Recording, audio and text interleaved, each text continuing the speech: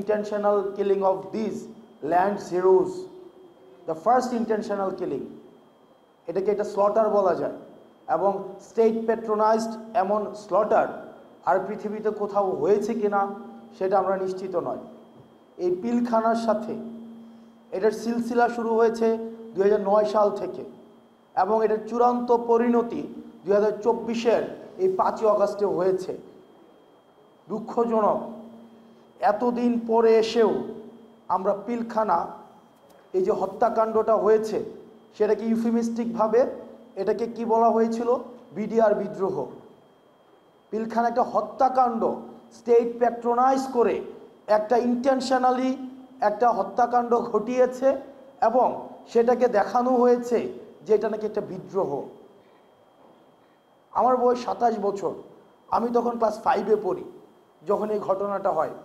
এখনো পর্যন্ত এই যে কফিনের যে দৃশ্যটা আমার চোখে ভাসে, যে নিজের সহকর্মীর কফিনের দৃশ্যটা নিয়ে যাচ্ছে এবং এই মাটির সবচেয়ে কঠিন মনের মানুষ যারা, সবচেয়ে দৃঢ় প্রতিজ্ঞ মানুষ যারা, তাদের চোখ দিয়ে পানি পড়ছে এবং তারা নির্বাক।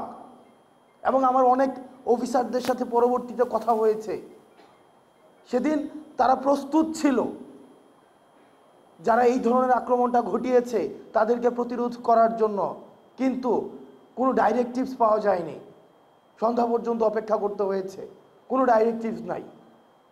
যখন ইন্টেনশনাল অপারেশনটা ডান হয়েছে তখন হচ্ছে একটা তখন থেকে আমার মনে হয়েছে যে আমার ব্যক্তিগত পর্যালোচনা, এই একটা ফোর্সকে ইন্টেনশনালি ক্রিপেল করে ফেলা হয়েছে, একটা একটা একটা গণ্ডির মধ্যে নিয়ে আসা হয়েছে। আমি এই পিলখানাতে দাঁড়িয়ে সৃষ্টিকর্তা কবুল করেছে, আমরা যখন আসতাম যেতাম এবং এই চেতনাটা ধারণ করতাম, এই বিচারের কথাটি আমরা অন্তত এটা প্রতিষ্ঠিত করে দিয়ে যাব এবং সৃষ্টিকর্তা এই সুযোগটা হয়তো আমাদের অন্তত বলার সুযোগটি দিয়েছে। আমরা আপনাদের মধ্য থেকে এই দাবিটা আমরা আরও বেশি বেশি চাই, যেন আপনাদের মধ্য থেকে এই জিনিসটাকে আপনারা এমফাসিস করেন। খুব দ্রুততম সময়ের মধ্যে এই পিলখানা হত্যাকাণ্ডের সাথে যারা জড়িত ছিল এবং নিরপরাধ অসংখ্য অফিসার রয়েছে, এতদিন পর্যন্ত যারা কারাগারে রয়েছে, ট্রায়াল অ্যান্ড ইররের মধ্য দিয়ে যাচ্ছে, দ্রুততম সময়ের মধ্যে যেন এই বিচারটিকে নিষ্পত্তি করা হয়। এবং এই আমরা দেখছি যে বেশ অনেক দিন ধরে যে গুজরাটের কসাই, উনি আমাদের সাম্প্রদায়িক সম্প্রীতি শিক্ষা দিচ্ছেন। ভারতে বসে আমরা আপনাদের কাছে একটা জিনিস জানতে চাই, যে 626 জন ক্যান্টনমেন্টে বন্দী ছিল তাদেরকে কিভাবে ভারতে পালিয়ে যেতে সহায়তা করা হয়েছে এবং তাদের পিছনে কারা রয়েছে আপনারা নিজেরাই দেখেন। আমরা এই বিষয়গুলো জানি, এই বিষয়গুলো 5ই আগস্ট পূর্ববর্তী পুরো সময়টা আমরা এই ঘটনার একদম সাথে আমাদের সরাসরি সম্পৃক্ততা ছিল। মিড রেঞ্জের যে অফিসারগুলো ছিল এবং সৈনিকরা ছিল, কোর্ট মার্শালকে সামনে রেখে জেনারেলের বিরুদ্ধে গিয়ে তারা হচ্ছে ছাত্র জনতার পক্ষে রাস্তায় নেমে এসেছিল।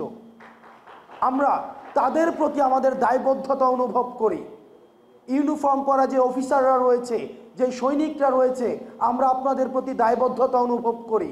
আপনাদের দায়বদ্ধতার জায়গা থেকে আপনারা নিশ্চিত করবেন যে এই 626 জন যারা এই ফেসিবাদের অ্যানাবলার ছিল, কোলাবোরেটর ছিল, এই ফেসিবাদের যারা পৃষ্ঠপোষকতা দিয়েছে, যারা এই ফেসিবাদকে ডালপালা আকারে মহিরূপে গড়ে উঠতে সহায়তা করেছে, তাদেরকে কারা সীমান্ত পাড়ি দিয়ে আজকে ভারতে একটা সেফ এক্সিট করে দিয়েছিল, আপনারা সেই বিষয়টিকে নিশ্চিত করবেন। যারা ভারতে চলে গিয়েছে তাদের টাকা পয়সার কোনো অভাব নেই। আজকে আমি যখন পিলখানায় কথা বলছি, ঠিক এই মুহূর্তে mother of terror Sheikh Hasina ভারতে বসে তিনি জনসভায় বক্তব্য দেওয়ার প্রস্তুতি নিচ্ছেন এবং সেটি আমাদের জন্য লজ্জার।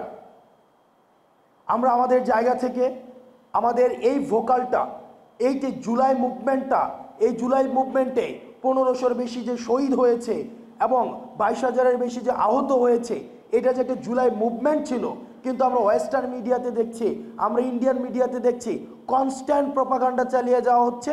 এটাকে বলা হচ্ছে rise of fundamentalism and just a political upheaval. আমরা আমাদের জায়গা থেকে এই জিনিসটাকে প্রতিষ্ঠিত করতে হবে। এটা শুধুমাত্র পলিটিক্যাল